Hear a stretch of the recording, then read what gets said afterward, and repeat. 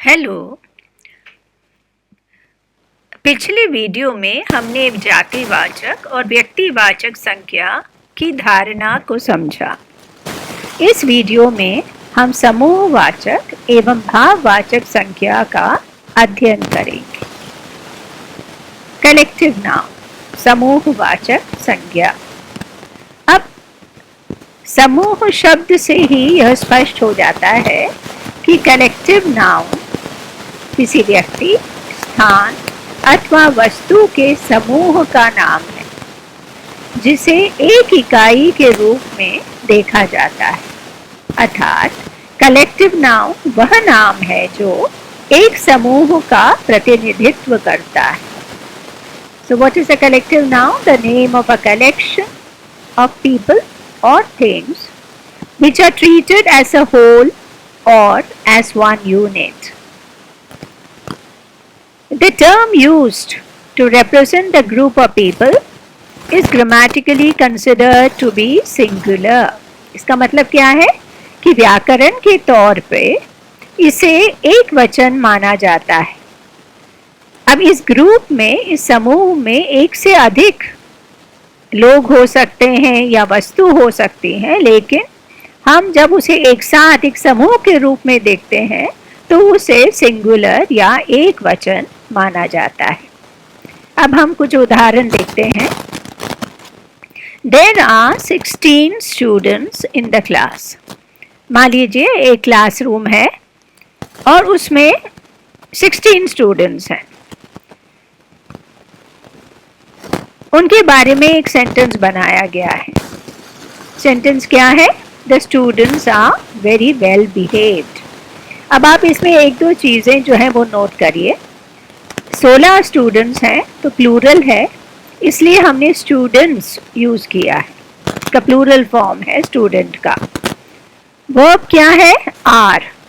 तो जब हमारा जो कर्ता है या सब्जेक्ट है वो प्लूरल है तो वर्ब भी प्लूरल होना चाहिए, इसलिए हमने आर यूज़ किया है। इसका मतलब हमने ये देखा कि इतने सारे बच्चे हैं तो हमने स्टूडेंट्स यूज़ किया वो शब्द, और उसके साथ में हमने प्लूरल फॉर्म यूज़ किया वर्ब का are. The students are very well behaved.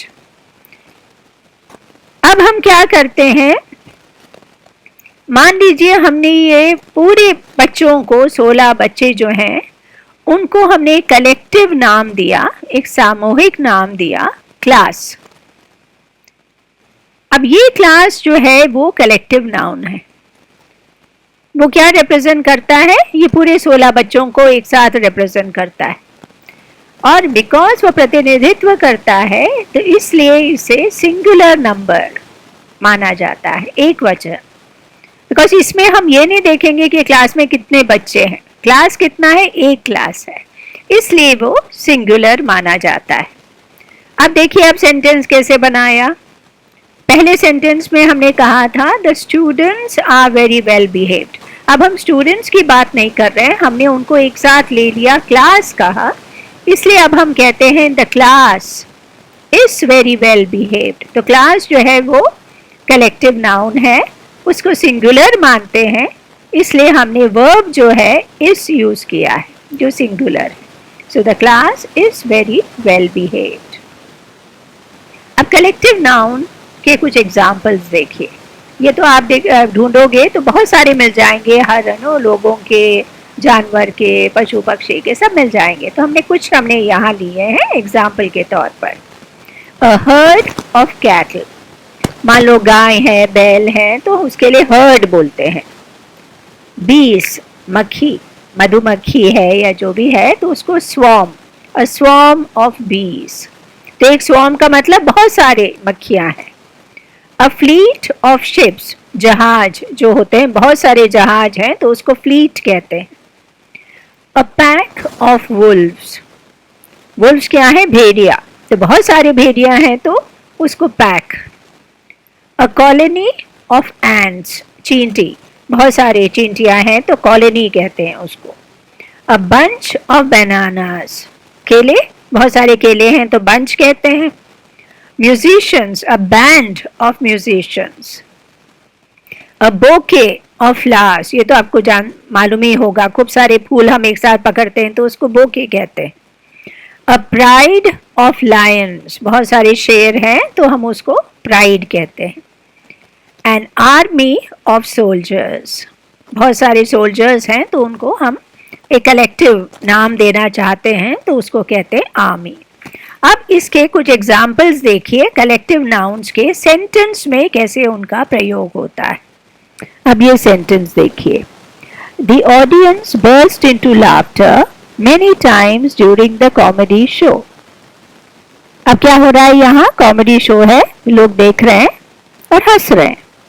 अब इसमें ऑडियंस जो शब्द है वो क्या है, किनको वो रिप्रेजेंट करता है? हो सकता है जिस हॉल में फंक्शन हो रहा हो वहां 100 लोग हैं, 500 लोग हैं या 1000 लोग हो सकते हैं, उससे ज्यादा भी हो सकते हैं, लेकिन हमने उनको सबको लेकर एक शब्द दिया है उनके लिए, वो क्या है? ऑडियंस।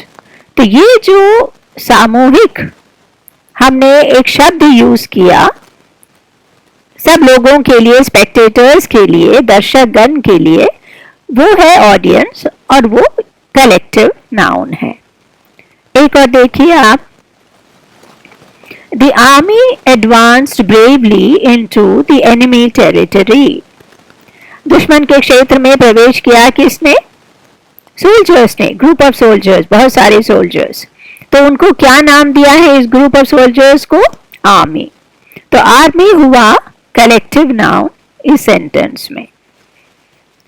तो ये है कलेक्टिव नाउन जहां हम व्यक्तियों के समूह अथवा वस्तुओं के समूह को दर्शाने के लिए एक शब्द का प्रयोग करते हैं जो रिप्रेजेंट करता है उस पूरे ग्रुप को, उस पूरे समूह को।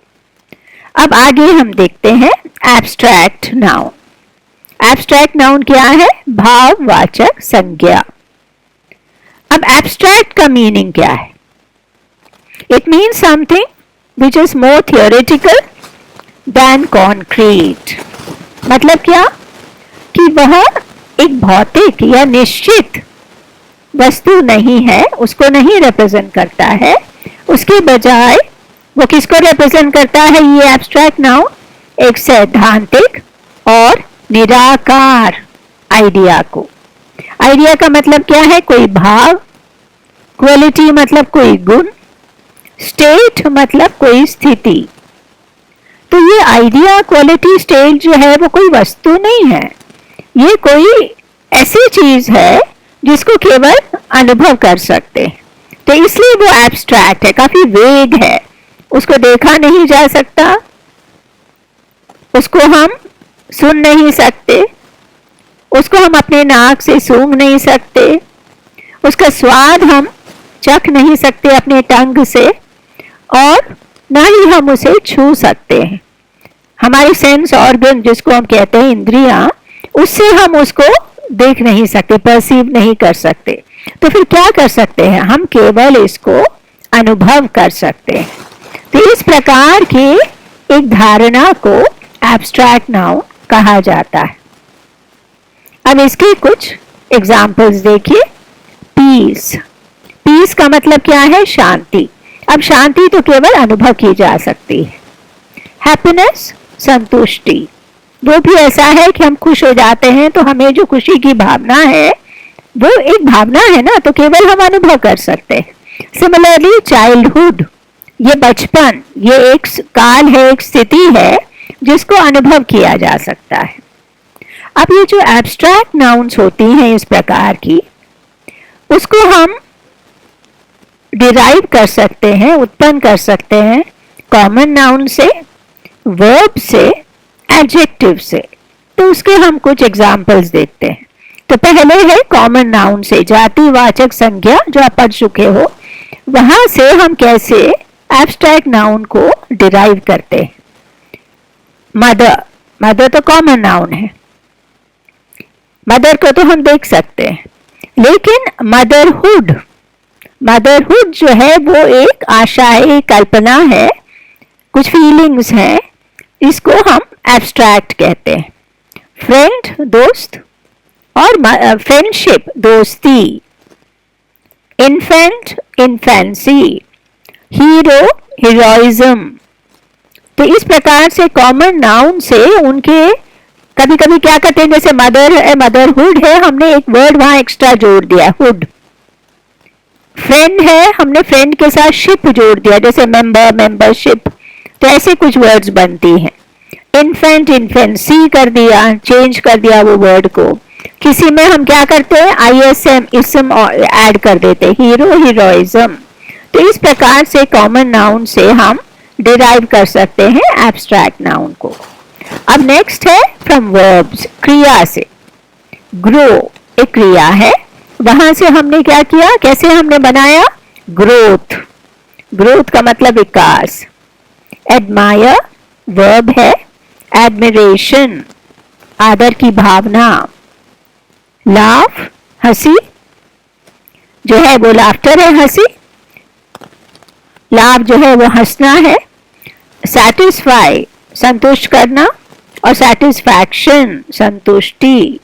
तो ये जो हम कोई वर्ब होता है, कोई एक्शन वर्ड होता है, वहां से भी हम एब्स्ट्रैक्ट नाउन को हम डिराइव कर सकते हैं। कभी उसमें TH लगा देते हैं, कभी TION लगा देते हैं। तो इस प्रकार से हम चेंज करके एब्स्ट्रैक्ट नाउन जो है बना सकते हैं। एडजेक्टिव से देखिए, काम, काम का मतलब होता है शांत, कोई शांत वातावरण। तो वहां से हमने क्या किया, कामनेस, NESS जोड़ दिया। ब्रेव बहादुर, वहां से हमने क्या किया, बहादुरी।